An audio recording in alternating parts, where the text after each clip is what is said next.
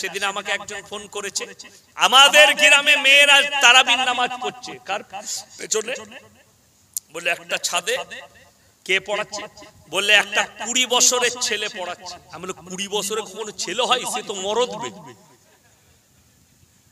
এ কথা বলে। ছেলেরা বালিগ ক বছরে হয়? কথা বলে না। 12 বছরে, 11 বছর পেরিয়ে 11 বছরে বালিগান করিবা, 12 বছরে পরিপূর্ণ বালিগ হয়ে যায় একটা ছেলে। 12 বছরের পর থেকে যদি কোনো ছেলে 13 বছর বয়স হয়, সেই ছেলেটার পেছনে আর কোনো মেয়ের নামাজ হবে না, হারাম নামাজ পড়া। 20 বছরের ইমাম যদি হয় আর পেছনে যদি যুবতী মেয়েরা, বয়স্ক মেয়েরা নামাজ পড়ে, নামাজ হবে না, হারাম। যেহেতু তারাবি পড়াতে পড়াতে আসসালামু আলাইকুম ওয়া রাহমাতুল্লাহ, আসসালামু আলাইকুম ওয়া রাহমাতুল্লাহ, নামাজ তো ওইখানেই শেষ হয়ে গেল। যদি বলেন আপনার দিলে হবে কেন? নফস দিয়েছে আল্লাহ, নফস। ঠিক কি না কথা বলেন? নফস দিয়েছে। যদি এটা বলে, জানে হযরতে ইউসুফ নবীকে ফাঁসাতে চেয়েছিল জুলাইখা। 20 বছরের যুবক যদি তারাবি শোনায়, যদি কোনো মেয়ের তাকে পছন্দ আছে, সেই মেয়েটাকে তার যদি পছন্দ আছে, জিনা করতে 10 মিনিট লাগবে না। জিনা করতে তো 1 মিনিটের সময়। ঠিক কি না কথা বলেন? ওই জন্য ইসলাম নিষেধ করেছে। আবার আমাদের দেশে 20 বছরের ছেলেটা নাবালক বলে তার পেছনে মেয়েরা নামাজ পড়ছে, কিন্তু 15-16 বছরের ছেলেরা মসজিদে নামাজ পড়লে অনেকজন ফতোয়া দেয় নামাজই হবে না, এর পেছনে ছোট ছেলে। যাদের বলবে নামাজ হবে না, তাকে বলবো একটা বিয়ে দিয়ে দেখ ছেলে হয় কিনা। কথাটা বুঝতে পেরেছেন না পারেন? 12 বছরের পর, 12 বছর পেরিয়ে গেলে সেই ছেলেটা বালিগ, সেই ছেলেটা যদি হাফেজ হয়, 2 পারা হোক, 4 পারা হোক, 5 পারা হোক, 10 পারা হোক, তার পেছনে হারগিজ নামাজ হবে, কোনো অসুবিধা নাই। যদি বলেন কেমন? গ্রামে কেউ নাই, এই ঈদেতে অনেকজন ছুটি লাই না লাই, ছুটি লাই, অনেক ইমামরা ছুটি লাই না, ইমাম সাহেবরা ছুটি লাই। হ্যাঁ, গ্রামে নামাজ কে পড়াবে? দেখবেন অনেক তালবিল ইলমরা ছুটিতে থাকে, থাকে না থাকে না? ছুটিতে থাকে। গ্রামের ছেলে মাদ্রাসায় পড়ে, 2 পারা 5 পারা হিফজ করেছে। গ্রামের যত জ্ঞানী ডাক্তার মাস্টারই থাকুক, কোরআন শুদ্ধ যখন তার আছে, সেই নামাজটা পড়াবে। তার বয়স যদি 10 বছর 12 বছর পেরিয়ে যায়, সেই ছেলেটাই নামাজ পড়াবে। আগে জানতে হবে গ্রামে যতগুলো মসজিদে মুসল্লি আছে, তার মধ্যে কোরআন জাননেওয়ালা ভালো কে আছে। যদি সেই তালবিল ইলমটা হয়, তা সে নামাজ পড়াবে। যদি তার থেকে ভালো কেউ থাকে, সে পড়াবে। বুঝতে পেরেছেন না পারেন? সেই তালবিল ইলম যদি নামাজ পড়ায়, আর আমি যদি হাজির হয়ে যাই নামাজ দাঁড়ানোর আগে, তার আর উচিত হবে না নামাজ পড়ানোর, ইয়াসিনকে এগিয়ে দিতে হবে। কথাটা বুঝতে পেরেছেন না পারেননি? এটা হচ্ছে মাসলা। আমাদের তো এগুলো জানা নাই। কেন বলে দিই, সমাজ চলছে কিসে জানেন? কুসংস্কারে চলছে। রাগ করেন না। আমি বললাম বাবু একটা খালি প্লেট নিয়ে এসো, ভাত তুলবো, অতটা খেতে পারবো না। দেখছি ওতে আবার 2টি ভাত এনেছে। বলে কি ব্যাপার? বললে খালি প্লেট দিতে নাই। আমরা তোবা তোবা, এই হাদিসটা কোথাকার বে? জীবনে পড়ি নাই। কাদের হাদিস? মেয়েদের। কি বুঝলেন? খালি প্লেট দিতে নাই। ও ইসলামিক কালচার, এই জায়গাগুলো থেকে সরে আসতে হবে। এটা সম্পূর্ণ পাপের কথা। এই ধরনের ও ইসলামিক কালচার থেকে নিজেদেরকে সরিয়ে নিয়ে আসুন। ইসলামকে বোঝার চেষ্টা করবেন কি দিয়ে জানেন? সহজ ভাষা দিয়ে। কি দিয়ে? কোরআন। আমাদের এখানে 80% লোক কোরআন পড়তে জানে না, ঠিক কিনা কথা বলে? কিন্তু জানেন আরবি ভাষা হচ্ছে পৃথিবীর সবথেকে সহজ ভাষা। জোরে বলুন সুবহানাল্লাহ। সবথেকে সহজ আরবি ভাষা। আপনি দেখুন, আপনি যদি এ লেখেন, এ ইংরেজিতে এ লেখেন না, লেখেন না এ, তাই তো? কত কষ্ট হলো? কটা? একটা, দুটো, মধ্যখানে 3টে হলো। আ এরকম করে ধরে এরকম, কত ডিজাইন আ। আল্লাহর কসম, আলিফ লিখবেন, শুধু টেনে দিলেন আলিফ। জোরে বলুন সুবহানাল্লাহ। সহজ নয় তা কি? আলিফ। বা, বা, তা, 3টে ফুটকুনি বের দিলেন তা। আমি তোমাদের জন্য সহজ করেছি। আলিফ, বা, তা, সা, জিম, হা, খ, দাল, জাল, র, জা, সিন, শিন, সদ, বদ, ত, জা। সব সহজ করেছি তোমাদের জন্য, আপনি কঠিন করে নিচ্ছেন। কেন কঠিন হচ্ছে? আজ কি চায়ের দোকানে আমাকে আসরের পরে একজন বলছে, আমার গ্রামের ছেলে বলছে, আমি মাদ্রাসায় কখন যাব বলো দেখিনি, খুব কষ্ট হচ্ছে, কোরআনটা শিখতে হবে। আমি বললাম যে তুমি এসো, হয়ে যাবে। বলছে আমার মনে হচ্ছে হবে না। আমি বললাম এই কথাটাই ভুল। আমি আপনাদেরকে বলে যাচ্ছি, যাদের উচ্চারণ ঠিক নাই প্রত্যেকদিন 100 বার করে পড়বেন আলিফ, আলিফ, জোফে দাহান, মুকা খালি হিস্সা, খালি জায়গা থেকে আলিফ, আলিফ 100 বার পড়ুন, আপনার উচ্চারণ ঠিক হয়ে যাবে। বা, दोनों होठों का तरी वाला हिस्सा, দুটো ঠোঁটের নরম হিস্সা, बा, बा, बा, जुबान के बीच और उसके मुकाबिल ऊपर का तालु, ता, ता, जोफे दहन, ता, ता। আপনি 100 বার করে করলে প্রত্যেকদিন একটা হুরুফ করে আপনার হয়ে যাবে। জোরে বলুন সুবহানাল্লাহ। কিন্তু আমরা চেষ্টা করি না। চেষ্টা কিসের হয়? দেখুন, ইমানদারির সঙ্গে বলবেন, কোরআনের থেকে বেশি আমরা টাকা খরচ করতে চাই দুনিয়াবি শিক্ষায়, ঠিক কিনা? আপনি করুন, আপনার ছেলেকে ডাক্তার করুন, মাস্টার করুন, প্রফেসর করুন, ইঞ্জিনিয়ার করুন, যেটা করবেন করুন। কিন্তু একটা কথা মাথায় সবাই রাখবেন, কি? পৃথিবীর আপনার ছেলেকে যা করবেন করুন, আল্লাহর কসম যদি তার মধ্যে দিন না থাকে, আমার আল্লাহর কাছে কোনো মূল্য নাই। দিন অবশ্যই থাকতে হবে। আপনার ছেলে ডাক্তার, কিন্তু 5 ওয়াক্তের নামাজি হতে হবে। আপনার ছেলে প্রফেসর, 5 ওয়াক্তের নামাজি হতে হবে। আপনার ছেলে ইঞ্জিনিয়ার, 5 ওয়াক্তের নামাজি হতে হবে, দিনদার হতে হবে। আমি লাস্ট আপনাদেরকে কি বলবো জানেন? 3টে কথার উপরে আমল করবেন সবাই। কটা বললাম? কি হবে? আপনার মালে কারোবারে আল্লাহ বরকত দিবে। জোরে বলুন সুবহানাল্লাহ।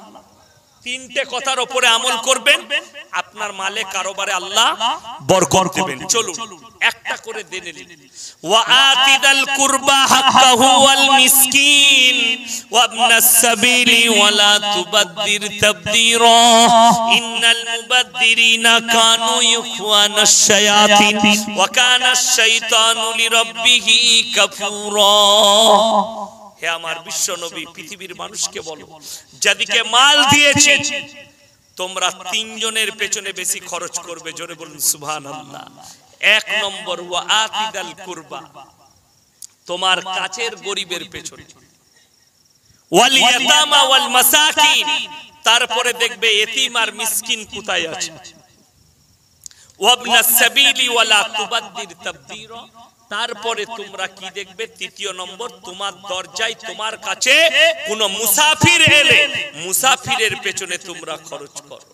মুসাফির মাদ্রাসাওয়ালারা আছে না আপনাদের কাছে, তাদের পেছনে খরচ করো। এই 3টে লোকের পেছনে খরচ করলে আল্লাহ আপনার মালে, কারোবারে, ব্যবসায় আপনার বরকত দেবেন আমার আল্লাহ রাব্বুল আলামিন। জোরে বলুন সুবহানাল্লাহ। মানুষ বরকত কোথায় খুঁজে জানে? চাই না যে আমার মালে বরকত হোক। কিভাবে? যে কোনো উপায় আমি দান করে বরকত লব না। আর আমি বলে যাচ্ছি, আল্লাহর রাস্তায় খরচ করলে বরকত হয়, কমে না। যাকাত দিলে মালের হিফাজত করেন আল্লাহ, যাকাত দিলে মালের বরকত হয় আল্লাহ দেয়। আমার ভাই, আপনিও বরকত পাবেন আমার আল্লাহর তরফ থেকে। আপনাকে বুঝিয়ে দিই, দেখুন সব সময় একটা কথা ভাববেন, হাদিসে এসেছে যাদের শক্তি আছে তারা কখনো হাত পাতো না, কাজ করে খেতে পারলে কাজ করে খাও, এটা নবীজির হাদিস। কিন্তু আর একটা হাদিস নবীজি বললেন, হে আমার সাহাবীরা শোনো, কেউ যদি হাট্টা কাট্টা লোক হাত পেতে দেয় তাকে অপমান অপদস্থ করে ঘুরিও না। যারা দান করে, যাদেরকে আল্লাহ মাল দিয়েছে, সব সময় একটা কথা মনে ভাববেন, আল্লাহ আপনাকে দেনেওয়ালা বানিয়েছে, চাইনেওয়ালা বানায়নি।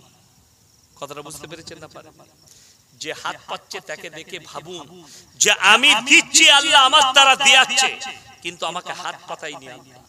হাজারো লোক হাত পাচ্ছে আর আপনি দিচ্ছেন, এটাই আল্লাহর কাছে শুকর আদায় করবেন, আল্লাহ আমার দ্বারা দিয়াচ্ছে, আমাকে চাইনেওয়ালা বানায়নি। এটা শুকর আদায় করবেন আল্লাহ। যে আপনার মালটা খরচ হচ্ছে গরিবের পেছনে, আপনি যাকাত কতক্ষণ দিবেন? আপনার যাকাত আছে, যাকাত দেন। যাকাত নাই, যাকাত দিতে হবে। আপনার সোনা আছে 5 ভরি, যাকাত লাগবে না। কেউ যদি 5 ভরি সোনা রাখে আর তার সঙ্গে যদি 1 ভরি 4 না রূপো থাকে তাহলে যাকাত লেগে যাবে। অনেকে জানে না, রূপো যদি একদম না থাকে 7 ভরি পর্যন্ত যদি সোনা থাকে তাকে যাকাত লাগবে না। 7.5 ভরি হলে যাকাত লাগবে। অনেকজন কি মনে করে শুনেলেন, 7.5 ভরির উপরে যেটা হবে সেটা যাকাত লাগবে, এই মালটা লাগবে না, এটাই হচ্ছে ভুল। 7.5 ভরি হলে পুরো 7.5 ভরির সোনার যাকাতটা আপনাকে লাগবে। পুরো বছর হিসাব করুন, খেয়ে দিয়ে ব্যবসা বাণিজ্য করে ধার দেনা শোধ করে আপনার বাঁচলো 2 লাখ টাকা। আপনি 2,500 করে 5,000 টাকা যাকাত বার করলেন গরিবের জন্য, এতিম মিসকিনের জন্য। 1,95,000 টাকা খাঁটি টাকা, আর 1 টাকা যদি দান না করেন তাও আপনার পাপ হবে না। কথাটা বুঝতে পেরেছেন না পারেন? দান করলে বাড়তি নেকি, ওটা বোনাস। যাকাত হচ্ছে গরিবের হক, ওসর। গোলমাল কোথায় জানে? এই আলু কি বলে, যে বছরে 100 টাকা বস্তা, খালি আমাদেরকে ফোন করে, হুজুর কোথায় আছে, আপনার লেগে 20 বস্তা আলু রেখেছি, মেমারি থেকে ফোন করছি। আলুর দাম 2000 টাকার ভাড়া বলছে 2,500। আর যে বছরে 500 টাকা বস্তা, সেই বছরে ফোন করছি আর খালি ভাবি ফোন তুলছে, ভাই কোথা গো? বলে ভাই নেই, কিন্তু মাল ঘরেই শুয়ে আছে। ওই যে 500 টাকা বস্তা তুলবে না ফোন। কথাটা বুঝতে পেরেছেন না পারেন? এই সেন্সটাকেই পাল্টাতে হবে। আলু যদি 5,000 টাকা বস্তা হয়, তারপরও 20 বস্তায় 1 বস্তা ওসর বার করে দিতে হবে আপনাকে। তবে হচ্ছে কি আপনি হক আদায় করলেন, তবে আপনার মালের, আপনার খেতি বাড়ির হিফাজত আল্লাহ করবে। ফটো লিখছ? হ্যাঁ, কি নাম তোমার? সোহেল। আমি মনে করি কোন সোহেল খান লয় তো? ঠিক আছে, হ্যাঁ আমার ভাই, আল্লাহ তোমার মঙ্গল করুক। শুনেলেন যা ড্রেস লাগাইছে, দারুণ লাগছে, মারাত্মক। আমাকে ভালোবাসে, কি বলে এমনি ভালোবাসা দারুণ, আমি বুঝে আসে না ভালোবাসা বলে, কি বুঝলে? আমাকে বলে হুজুর আপনার ফটো নেবো, সেলফি। ভালোবাসে, কিন্তু চুল কেটেছে শুয়োরের মাথার মতো, বুঝে করকা, কি বুঝলেন? আমাকে ভালোবাসে আর প্যান্ট পরেছে সালমানের মতো ছিঁড়া প্যান্ট। না কি ভালোবাসা আল্লাহই জানে। ভালোবাসা আমাকে হলে তো আমার মতো দাড়ি রাখবে, আমার মতো টুপি পরবে, পাঞ্জাবি পরবে, আমার মতো লুঙ্গি পরবে। ভালোবাসা আমার বুঝে আসে। আপনারা মনে করছেন যে এইরকম জামা কাপড় পরলে লোকে তাকাবেন নাকি? শুনেলেন, যত দামি প্যান্ট পরো, যারা পরে 5,000 টাকা দামি জিন্সের প্যান্ট, কেউ তাকাবে না। আমি বলছি তাকাবে। কোনটা বলুন দেখি? কি পন্দে আল কাদারা লাগিয়ে রাস্তায় গেলে সবাই তাকিয়ে দেখবে, খেয়াল লাগছে দেখ শালাকে এরকম, কি বলছে? দামি জামা পরলে কেউ তাকাবে না। আমি বলছি সমাজ কিভাবে পরিবর্তন হয়েছে বলে দিই আপনাকে, আপনি অবাক হবেন, চোখ দিয়ে পানি আসবে আপনার। আমি এই রোজার আগে আমার হাতে একটা ঘড়ি ছিল, কি বুঝলে? ঘড়িটা বাড়িতে রাখা আছে। তা আমি দেখিয়েছিলাম মুর্শিদাবাদের মাটিতে, এই ঘড়িটার দাম কত? একজন বললে 6,000, একজন বললে 3,000, একজন বললে 1200, একজন বললে 5,000। আপনাদের কি মনে হচ্ছে? ঘড়ির দাম কিন্তু একটাই, কিন্তু যজন দাম বলেছে সবটাই ঠিক বলেছে। যদি বলেন কি করে? যে 6,000 বলছে সে মনে মনে ভাবছে ইয়াসিন সাহেব বক্তা, তার হাতে যখন ঘড়িটা আছে মালটা ব্র্যান্ডেড 6,000। যে 3,000 বলেছে সেও ঠিক বলেছে, যে 1,500 সেও ঠিক বলেছে, কিন্তু ঘড়িটার আসল দাম হচ্ছে 120 টাকা। হায়দ্রাবাদে জলসা করতে গিয়ে, চারমিনারে ঘুরতে গিয়ে কিনলাম, ঝুড়ি করে বিক্রি করছিলাম। আমরা কিতনা রুপিয়া कीमत है? बोले 140। আমরা 120 में मिलेगा? बोले ले जाइए मोल। আমি হাতে 120 টাকা দিলাম, পড়ে নিলাম। ঘড়িটার দামটা 120। ইয়াসিনের হাতে আসার পরে বক্তা হওয়ার কারণে মালটা ব্র্যান্ডেড হয়ে গেল, তার দাম হয়ে গেল 6,000। শুনেলেন? একটা ছিঁড়া প্যান্ট যদি কোনো গরিবের ছেলে পরে 10 ঘোড়া বাজারে ঘুরে, লোকে কি বলবে? গরিবের ছেলে, পয়সা করি না, একদম গরিব। ঠিক কিনা কথা বলেন? ওই ছিঁড়া প্যান্টটাই তার পন থেকে খুলে শাহরুখ খানকে পরিয়ে দেন, বলবে দারুণ লাগছে বে। ঠিক কিনা কথা বলে? খালি মালটা ব্র্যান্ড বলে ছিঁড়া প্যান্টটাও ব্র্যান্ড হয়ে গেল। এটা আমি হাসি লয়, এর ভেতরে লজিকটা শুনেলেন কি? আজকে কিয়ামতের আলামতটা একটা মুমিন ব্যক্তি হালাল রোজগার করে, 5 ওয়াক্তের নামাজ পড়ে, হকের উপরে চলে, আজকে সে মসজিদের মতোয়াল্লি হতে পায় না, সুদ খেয়ে বড় লোক হয়েছে, তাকে মসজিদের মতোয়াল্লি করে দিলে। এটা হচ্ছে তার লজিক। পয়সা থাকলে তাকে মসজিদের মতোয়াল্লি করে দে, সুদখোর হোক আর গাঁজাখোর হোক। এখন তো মতোয়াল্লি হবার লেগে, সেক্রেটারি হবার লেগে অনেকজন খালি ঘুষায়, আমার নামটা বলে দিবি বে, কি বুঝলে, তুই আমার নামটা বলে দিবি না, দে তাকে চা খাই দিলে, সেও বলে এই আব্দুর রহমান ভাই হবে, কি বুঝলে, কিন্তু খোঁজও নিলে না, জানলেও না, মালটা সুদখোর। মসজিদের ফান্ডের টাকা থাকলে ওটাকেও সুদে চালিয়ে দিবে, দিয়ে লাভটা নিয়ে নিবে, মূলটা রেখে দিবে। তা না হলে কখনো মুসলমান বলে দিই, একজনের আমার কাছে মসলা জিজ্ঞেস করতে এলো, হুজুর মাদ্রাসায় কি ব্যাপার? আমাদের মসজিদের একজন মতোয়াল্লি ছিল, মূর্খ লোক, মূর্খ তো লয়, সে ছিল কি সুদখোর মা। কি করেছে? বলে হুজুর গ্রামের চামড়ার পয়সা মসজিদে লাগিয়ে দিয়েছে। আমি বলি খুব ভালো, চামড়ার মতনই নামাজ হবে, তোদের অসুবিধা নাই, পড়ি কি করবি? সরাসরি হারাম। শুনেলেন? ফিতরার পয়সা, কিসের পয়সা বললাম? ফিতরা, যাকাতের, গরু কুরবানির চামড়ার পয়সা, আকিকার চামড়ার পয়সা, এই সমস্ত পয়সা মসজিদে লাগানো হারাম। কথাটা বুঝতে পেরেছেন না পারেন? যারা সাধারণ মুসল্লি আছে তারাও জেনে রেখে দেন, কোনোদিন যদি কোনো মসজিদে লাগাতে চায় আপনারা প্রতিবাদ করবেন মুমিন হিসাবে। যদি কেউ লাগিয়ে থাকে সেই পয়সা বার করে যে কোনো মাদ্রাসায় আর এতিম আর মিসকিনের কাছে পৌঁছাতে হবে, তা না হলে সেই মসজিদে নামাজ হবে না। লিখে নিয়ে যান। যদি কেউ ইমাম ভাতার পয়সা কেটে নিয়ে সেই মসজিদে ব্যবহার করে, সম্পূর্ণ নাজায়েজ কাজ, চলবে না। মুয়াজ্জিনের নাম করে যদি সরকার থেকে টাকা তুলে 2 নম্বরি করে পয়সা নিয়ে ওই টাকা যদি লাগায়, সেই মসজিদে নামাজ হবে না। 2 নম্বরি করে কারেন্ট নিয়ে মসজিদে যদি চালায়, মোটর চালায়, সেই মসজিদে নামাজ শুদ্ধ হবে না। অত সহজ নয়। তাইলে তো রাস্তাঘাটে একটা করে মসজিদ করে দিতাম, ঠিক কিনা কথা বলে? যেখানে পারবি মসজিদ যেখানে সেখানে হবে না, ওয়াকফের জায়গায় হবে, কথা বলে? আল্লাহর কাছে ওয়াকফ করতে হবে, তবে সেই জায়গায় মসজিদ হবে, তাছাড়া হবে না। মসজিদে টাকা দান করলে মানুষ কোনটা দান করে, হালালটা না হারামটা? কথা বলেন। হালালটা দান করে।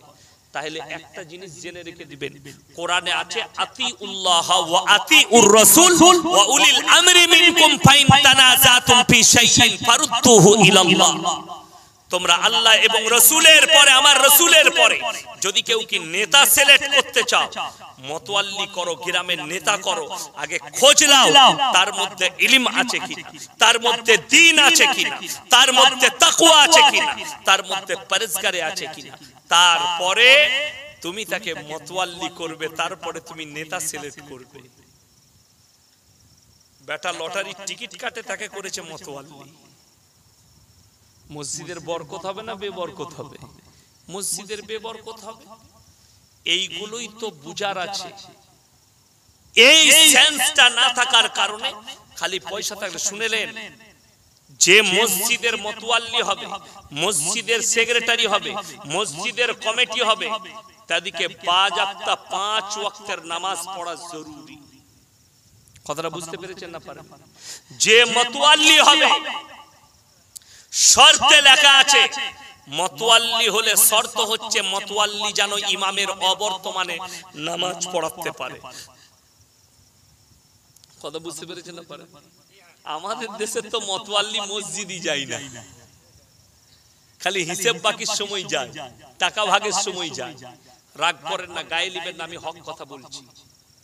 গায়ে লিবার কিছুই নেই। কারা করবে? দরকার পড়ে আপনি ছেড়ে দেন, একজন মুমিন ব্যক্তি করবে। মসজিদের ফান্ডে টাকা থাকবে, হিসেব বাকি করবে একজন ইমানদার ব্যক্তি, সৎ ছেলে, নামাজ পড়ে, তাকে করুন। 5 ওয়াক্তের নামাজি, তাকে করুন। যার দ্বারা মসজিদের উন্নতি হবে তাকে করুন। আজকে জানেন অনেক মানুষ চাঁদা দিবার ভয়ে চাঁদা দিবার ভয়ে বলে মসজিদে মাঠ বেল লাগিয়ে কি করবে, ইবাদতের জায়গা ভালো করতে নাই। হ্যাঁ, পায়খানার উপরে করবি বে, ঘরটার বেলায় মাঠ বেল লাগাচ্ছে আর বলছে মসজিদে ইবাদতের জায়গা মাঠ বেল লাগাবি কেন? শোনো, সময় কাল পাত্র হিসাবে সবকিছুর পরিস্থিতি পাল্টাবে। কথাটা বুঝতে পেরেছেন না পারেন? তোমার ঘরে তুমি মাঠ বেল লাগাচ্ছ, তোমার ইবাদতের জায়গাটাও সুন্দর করো, যাতে মানুষের ইবাদত। যেমন আপনাকে বলে দিই, আপনার গ্রামে ফজর থেকে আর জায়গা থাকবে না মসজিদে, একটা কাজ করবেন, সকলে জোরে বলুন ইনশাআল্লাহ। করতে পারবেন না ইনশাআল্লাহ বলুন, কি বলুন তো? যদি বলা হয় এই গ্রামের মসজিদে যারা 5 ওয়াক্তের নামাজ পড়বে 25 ওয়াক্তে 100 করে টাকা দেওয়া যাবে। মারামারি মানে 3 বাপ বেটা 3টে গামছা রেখে দিবে, সরাবি না বে, ফাটিয়ে দিবে। ঠিক বলছি না ভুল বলছি? জীবনে আর গামছাগুলো সরবে না, ওখানে থেকে যাবে, টাকা পাওয়া যাবে। টাকা নাই, মসজিদে ভিড় না, তোমার জায়গাকে সুন্দর করো। জলসা যাদের মনে হয় চাঁদা দিয়ে জলসা করার থেকে, জলসা করে কি করবি? আমি বললাম জলসা করে লাভ হয় না। যাদের মনে হচ্ছে জলসা করে লাভ হয় না, তারা যদি 24 ঘন্টা আমার কাছে একদিন থাকেন, 24 ঘন্টা, তারা বুঝতে পারবেন কি ফায়দা হয়েছে জলসা। জানে একজন যে কোনো জেলার, আমি নাম করব না, একজন হিন্দু ভাই ফোন করলে, হুজুর 5 বছর ইউটিউব আর ফেসবুকে আপনার জলসা শুনছি, আল্লাহ আমাকে কবুল করেছে, আমি ইসলাম কবুল করেছি। জোরে বলুন সুবহানাল্লাহ। শুধু তাই নয়, এই বছরের রমজানের তারাবিও পড়েছে, 30টা রোজাও রেখেছে। জোরে বলুন সুবহানাল্লাহ। তাহলে লাভ হয় না? কথা বুঝতে পেরেছেন না পারেন? যাদের চাঁদা দিতে ভয় লাগে তারা বলবে লাভ না, কিন্তু সে মাল কটা কোথায় জব্দ জানেন? পার্টির লোকের কাছে এসে বিল করে, 5000 টাকা চাঁদা ফেললাম, কি বেলা ক্লাবে পাঠিয়ে দিবি, যদি না পাঠাও ফাটিয়ে দেবে। ঠিক কি না? ওটা হচ্ছে ক্লাবের চাঁদা, তোমাকে দিতেই হবে, পার্টির চাঁদা কলার ধরে আদায় করবে। কিন্তু দিনই খিদমতের চাঁদা তুমি দিতেও পারো, না দিতেও পারো। ঠিক কি না? কথা বলে আমরা জোর নাই। আমরা মসজিদে গিয়ে জলসায় গিয়ে বলি, মাদ্রাসার লেগে কখনো বললে, বাবা আমি কালকে বলেছি, আমার মাদ্রাসায় 50টা হিফজের ছেলে অনেকগুলো কোরআন দাফন করেছি, পুরনো হয়ে গেছে, সেগুলো দাফন করেছি। আমি বলেছি, বাবা আমার মাদ্রাসায় 40-50টা কোরআন শরীফ লাগবে। কালকে 10টার মতো 15টার মতো কোরআন শরীফ আদায় হয়েছে, যেখানে জলসায় ছিলাম, দিয়েছি 400 করে টাকা সবাই দিয়েছি। তো কেউ কি বলি না লাগবে, ছাড়বো না, দে একটা করে, এরকম নয়। আল্লাহর ওয়াস্তে যে পারবেন দিবেন, যে পারবেন না দিবেন না, বাবা যার যেটুকু পারবেন দিবেন। এইভাবে দিনের খিদমত হয়। তো জলসার চাঁদা কমিটির ছেলেরা আপনার কাছে শুনেলেন, ধরেলেন, বললেন জলসায় ফায়দা হলো না, জলসা বন্ধ করে দিলেন, বন্ধ হয়ে গেল। মসজিদ করেছেন, কেউ নামাজ পড়তে আসছে না, তাহলে মসজিদটা ভেঙে দিতে হয়, দিন থাকবে না, শেষ হয়ে যাবে। কথা বলেন না? কথা বলেন না? শেষ হয়ে যাবে। আল্লাহর নবী সাল্লাল্লাহু আলাইহি সাল্লামকে কুফফারে মক্কারা রক্তাক্ত করলো, নবীজির কি করা উচিত ছিল? আর দাওয়াত দিতে যাব না, ঠিক কি না? তাহলে দিন, তুমি বেটা মুসলমানই হতে না, তাহলে তোমার কাছ পর্যন্ত দিন পৌঁছেছে। সাহাবীদের কুরবানি জানের, মালের আর কারবারের কুরবানির উপরে। ইসলাম এমনি জিন্দা হয়নি, আপনার কাছে পৌঁছায়নি, শুধু ভাষার দ্বারা নয়, টাকা খরচ হয়েছে। নবীজি কেন চাইলেন তোমরা অর্থ দাও? কিসের জন্য? ইসলামকে প্রচার করার জন্য। জোরে বলুন সুবহানাল্লাহ। আমরা মাদ্রাসা চালাচ্ছি, মাদ্রাসা বিনা পয়সায় চলে না, টাকা দিয়ে চলে। বাচ্চাগুলোকে তো এতিম দিকে খাওয়াতে হয়, কাদের পয়সায়? আপনাদের কাছে হাত পেতে খাওয়ায়। শুনেলেন, ওই রকম জলসা অবশ্যই প্রয়োজন আছে। জলসা, জুলুস, মাদ্রাসা, মসজিদ, মক্তব, মারকাজ, দাওয়াত ও তাবলীগ, প্রত্যেকটা দিনের কাজের প্রয়োজন আছে, যার দ্বারা মানুষরা উপকৃত হবে। কেন? মানুষকে দিনে ফিরাবার জন্য। সবাই আজকে নিয়ত করুন, আমরা আল্লাহর রাস্তায় নিজের মালকে খরচ করব। জোরে বলুন ইনশাআল্লাহ। আল্লাহ আমাদের সকলকে কবুল করুক। শুনুন, এরপর মাল আল্লাহ কারে কখন? একটা কারণে কেড়ে নেয়। বিসমিল্লাহ। ইন্নাল মুবাদদিরিনা কানু ইখওয়ানাশ শায়াতিন ওয়া কানা আশ-শাইতানু লিরাব্বিহি কাফুরা। আল্লাহ মাল কেড়ে নেয় কখন? কোরআনে বললে যারা অপব্যয় করে তারা হচ্ছে শয়তানের ভাই। কার ভাই? শয়তান জান্নাতি না জাহান্নামী? তার ভাই যারা হবে তারা জান্নাতে যাবে। শুনেলেন অপব্যয় কাকে বলে? গান বাজনায় টাকা খরচ করা, মদেতে টাকা খরচ করা, গাঁজাতে টাকা খরচ করা, মেয়ের পেছনে টাকা খরচ করা, জুয়া খেলে টাকা খরচ করা, লটারিতে টাকা খরচ করা।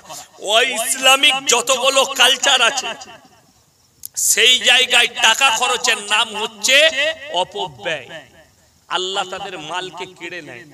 অপচয়, আল্লাহ রুজি কখন কেড়ে নেয় শুনেলেন? যখন মানুষ অপচয় করে তখন রুজি কেড়ে নেয়। এই জলসার শেষে আপনাদেরকে তাবারুক খাওয়াবে না খাওয়াবে? খাওয়াবে, ব্যবস্থা করেছে বাচ্চারা, এখানকার যুবকরা, আপনাদের জন্য গ্রামের মানুষরা ব্যবস্থা করেছে। আল্লাহ তাদের মালে বরকত দেখ, বলুন আমিন। খাবারে আপনি খেতে বসবেন, দাস্তারখানে যতটুকু প্রয়োজন ততটুকু নেন। আমাদের দেশের কিছু লোক আছে বিয়েতে হোক জলসায় হোক যেখানে খানাতে খেতে বসে খেতে না পারলো বলবে আরো দেবে, একটু দে, বেশি করে ভরে নিল, খেতে পারলো না, যখন প্লেট থেকে উঠে যাচ্ছে প্লেটটা দেখে মনে হচ্ছে কোনো কুত্তা খেয়ে উঠে গেল। রাগ করেন না, বাস্তব বলছি। আর ইসলাম বলছে, নবীজি সুন্নাত হচ্ছে প্লেটটা চেটে খাও, এক ভাগ খালি, এক ভাগ খানা, এক ভাগ পানি। আমাদের দেশের লোক বিয়েতে বসলে দুপুর বেলায় দাওয়াত পেয়েছে, তেরাতুন চালের বিরিয়ানি গলা পর্যন্ত চালিয়েছে, ঘরে এসে ফ্যান চালিয়ে শুয়ে আছে। জোরে আজান হয়েছে, বউ বলছে কই গো নামাজ পড়তে যাবে না? পারে পারবা। গলা পর্যন্ত খেয়েছে, পড়বে কি করে? সুন্নতের খিলাফ। কিসের খিলাফ বললাম? সুন্নতের খিলাফ।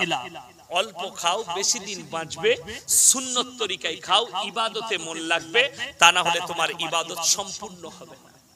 শুনেলেন, প্লেটটা চেটে খাও, একটা দানাও যেন পড়ে না থাকে। একটা দানা যে ফেলে রাখবে সেই দানাটা তার জন্য বদদুয়া করবে। আঙ্গুলটা চুষে নাও। নবীজি কত বিজ্ঞান সমতুল্য কথাবার্তা বলেছে জানেন? এই হাতটাই যদি ভাত লেগে থাকে আর আপনি যদি বেসিংয়ে কিংবা ডাস্টবিনে ধুয়ে দেন, সেগুলো ড্রেনে যাবে, পায়খানা বাথরুমের ড্রেনে চলে গেল, এক একটা দানা আপনাকে বদদুয়া করবে। ওই জন্য নবীজির সুন্নত হচ্ছে প্লেটটা চেটে খাও। দস্তরখান, আমাদের দেশের লোক মনে করে দস্তরখান মানে সেখানে ময়লা ফেলাও না। দস্তরখান এই জন্য বিছানো হয় সেখানে পড়ে গেলে কুড়িয়ে খাওয়ার জন্য। বাকি কোনো একটা ডাস্টবিন দিয়ে দেন, ছোট বাটি, সেখানে হাড্ডি ফাড্ডি ময়লাগুলো ফেলবেন। যেমন সবাই এই শিক্ষাটা নেবেন, মায়েরা বিশেষ করে। আমরা মাংস খাই না খান না? মুরগির মাংস হোক, খাসির মাংস হোক, গরুর মাংস হোক, যখন খাবেন সেই হাড্ডিগুলো কোনো নোংরা জায়গায় ফেলবেন না, ভালো জায়গায় ফেলবেন। কথাটা বুঝতে পেরেছেন না? কেন? আমাদের খাওয়া হাড্ডিটা জিন্নাতের খাবার। কার খাবার বললাম? জিন্নাতের খাবার। জিন্নাতদের খাবার হচ্ছে মানুষের ফেলে দেওয়া হাড্ডিটা, মাংসর হাড্ডিটা ওরা তুলে খায়। ওই জন্য ওই হাড্ডিগুলো, খাবারের হাড্ডিগুলো নোংরা জায়গায় ফেলিও। এ নবীজি সাল্লাল্লাহু আলাইহি সাল্লাম নিষেধ করেছেন। নবীজি বিজ্ঞান সমতুল্য। আর রুজি আল্লাহ কেড়ে নেবে, যতটুকু প্রয়োজন ততটুকু খান। ওই জন্য আমাদের দেশের লোক খাবার সিস্টেমটাও জানেন। আপনি বিয়েতে বসেন, যেখানে বসেন, সবাই সুন্নত আদায় করে খাবো, জোরে বলুন ইনশাআল্লাহ। যতটুকু প্রয়োজন ততটুকু নেন, কম খান, বেশি দিন বাঁচবে, শরীর সুস্থ থাকবে, ইবাদতে মন লাগবে এবং শুকর আদায় করে খাবেন। যদি আপনি খানাটা খান 10 লুকমা পেরিয়ে যায়, আল্লাহকে বলুন শুকর, আলহামদুলিল্লাহ, আল্লাহ তুমি আমার খানাটা পার করিয়ে দিলে। নাইলে কত মানুষ, আপনি কলকাতার পিজি থেকে বোম্বে পর্যন্ত চলে যান, কত মানুষের অবস্থা দেখতে পারবেন। কারণ নালি দিয়ে খাবার যাচ্ছে, কারোর খাবার চাইনি, শুধুমাত্র লিকুইড খাবার যাচ্ছে। আর আল্লাহ আপনাকে দস্তরখানে বসিয়ে আপনার মুখ দিয়ে লুকমা পার করাচ্ছে, আপনি শুকর আদায় করেন। কাঁদবেন, আল্লাহ তুমি আমার হজম শক্তি বাড়িয়েছো। জানেন হযরতে মুসা নবী আল্লাহর কাছে কেঁদে বলেছে,